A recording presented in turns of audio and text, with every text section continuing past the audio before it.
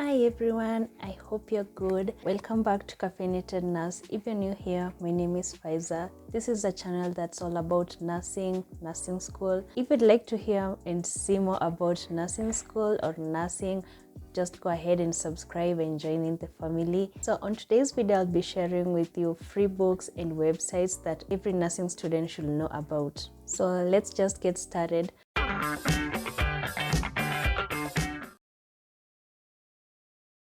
Before I begin, I'd like to let you know that these are the websites and books that I used during my nursing school years, as I also revised for my nursing licensure exam. The first app is the Lectural app. This app has both the paid and free option, but you can as well use the free option because it has some great features that you can still use. I personally loved this app because it had daily questions that were in the format of the NCK or the NCLEX exam, and it will help me revise whenever I'm free, whenever I didn't have a bunch of my books with me. You can also find notes of various topics in this app. The only disadvantage about it is that it can't operate when it's offline. The other thing is a website that I've talked about before in my channel, and this is the pdfdrive.com. It's simply a website that you can download any genre of books. That even includes the medical books. And did I mention it's free? While you're in this website, you just have to search for the author or the title of a book that you're looking for. I have downloaded a couple of books from this website, and some of these books I'm going to be mentioning them in a few.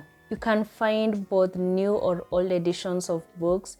It just depends whether it has been uploaded. The other website is Slideshare. I know every medical or non-medical student is familiar with this website. And if you're not familiar with it, it's a website that has uploaded notes of any topic that you might be looking for. The only thing that I hated about this website is the repetition. People just copy and paste notes, and the only difference will be that they change the color of the slides. So if you're the kind of student that looks for the substantial amount of notes, I'll not recommend this website.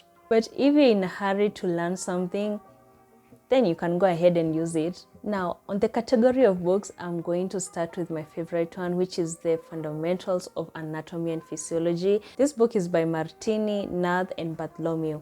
When I say this book is as easy as ABC, take my word for it. I loved how organized the book was. Each and every concept was connected from the first page of the book to the last. And they made things easier because they included some sections of how you could refer back to a page. Maybe you're reading about the cardiovascular system, they will have sections of how you can refer back to the respiratory system. And it also has questions after each and every unit that you can use for revision. My second favorite is a tie between two books. That's the Pod's Pathophysiology and the Brunner Institute's textbook of Med-Surg Nursing. There is no point in nursing school that I failed to use these books. They had everything that I was looking for. That's the detailed pathophysiology, management, both medical and nursing management. I just love how the two books complement each other. Pod's Pathophysiology is written by Sheila Grossman and Carol Poth. My third favorite book is the Miles Textbook of Midwives by Diane and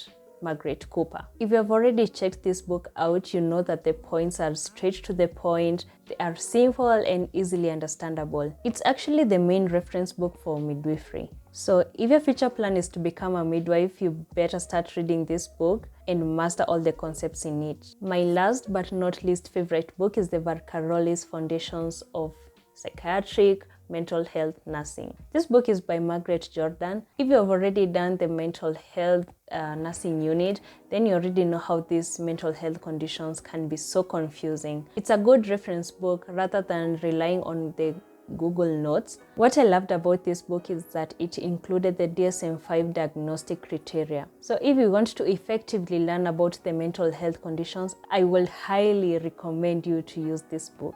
Now let's get into my 3 bonus books that I would recommend you to use. First one is Beagle Hall Basic Epidemiology.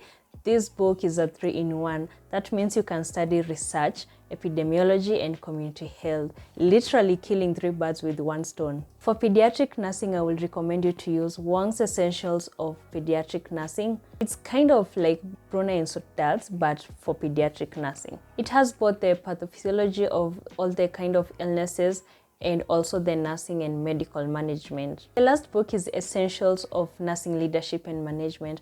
I'm not sure who wrote this book, but I'm going to include it in my description, so make sure to check it out. So make sure you search for these books at thepdfdrive.com. If you fail to get them, just DM me on my Instagram and I'll make sure to send you these books. So that's it for today's video. So go ahead and check out these books on my description. I'll leave a list there. Also, if you like this kind of content, make sure to subscribe and turn those notifications on so that you get notified whenever I post a new video. So see you in my next one. Bye.